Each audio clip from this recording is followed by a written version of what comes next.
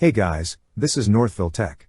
In this video, we're going to learn how to transfer money from Chase to Citizens Bank. Open the website, then sign in with your username and password. Once you're signed in, you will see several options at the upper part of the screen. Click on the option that says Pay and Transfer. On the drop-down list, you will see an option for Transfer Money. Click on Transfer Money. On this page, you can now start your transfer.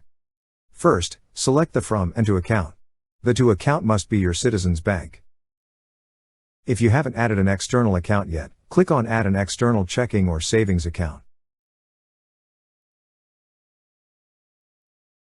Next, enter the amount you wish to transfer. You could also change the transfer date and add a memo. After that, click on Next.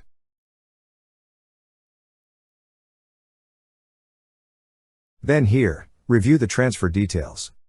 If everything looks good, click on Transfer Money. That's how you transfer money from Chase to Citizens Bank.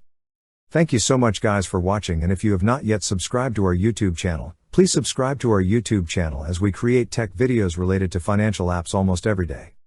Also, check out our website northvilletech.com for great tech articles, and our recommended resources in the description below for various sign-up bonuses.